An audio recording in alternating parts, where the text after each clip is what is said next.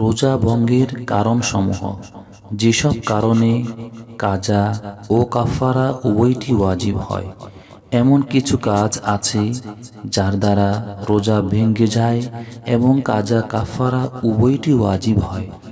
1 নম্বর, রমজানের রোজা রাখার নিয়তে রোজা শুরু করার পর দিনের বেলায় স্বাভাবিক অবস্থায় ইচ্ছাকৃতভাবে খাওয়ার যোগ্য এমন কোনো খাদ্য বা পানীয় সেবন করলে রোজা ভেঙে যাবে।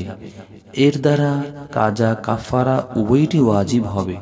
ফাতোয়ায়ে আলমগীর।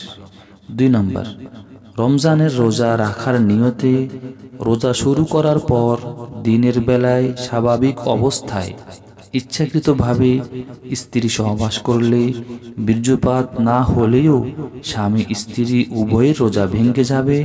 এমতো অবস্থায় উভয়ের উপর কাজা কাফারা উভয়টি ওয়াজিব হবে। ফাতোয়ায়ে আলমগীর। 3 নম্বর, রোজা রাখা অবস্থায় এমন কোনো কাজ করা যেগুলো দ্বারা রোজা ভঙ্গ হয় না, যেমন চোখে সুরমা লাগানো বা শরীরে তৈল ব্যবহার করা অথবা মলম ব্যবহার করা বা ছাই দ্বারা দাঁত মাজা। এমন কোনো কাজ করার পর রোজা নষ্ট হয়ে গিয়েছে ভেবে ইচ্ছাকৃতভাবে খানাপিনা করলে বা স্ত্রী সহবাসে লিপ্ত হলে রোজা ভেঙে যাবে এবং কাজা কাফারা উভয়টি ওয়াজিব হবে। রোজা ভঙ্গের কারণসমূহ।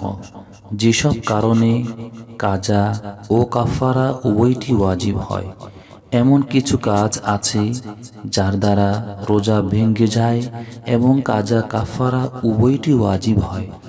1 নম্বর, রমজানের রোজা রাখার নিয়তে রোজা শুরু করার পর দিনের বেলায় স্বাভাবিক অবস্থায় ইচ্ছাকৃতভাবে খাওয়ার যোগ্য এমন কোনো খাদ্য বা পানীয় সেবন করলে রোজা ভেঙে যাবে।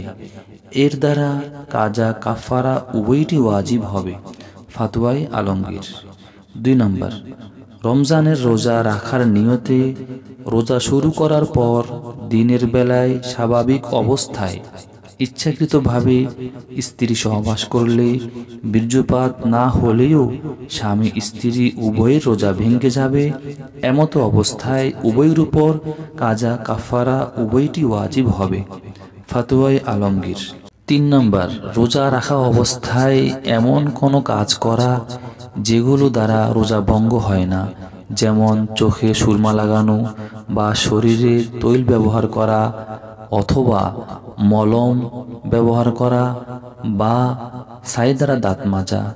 এমন কোনো কাজ করার পর রোজা নষ্ট হয়ে গিয়েছে ভেবে ইচ্ছাকৃতভাবে খানাপিনা করলে বা স্ত্রী সহবাসে লিপ্ত হলে রোজা ভেঙে যাবে এবং কাজা কাফারা উভয়টি ওয়াজিব হবে।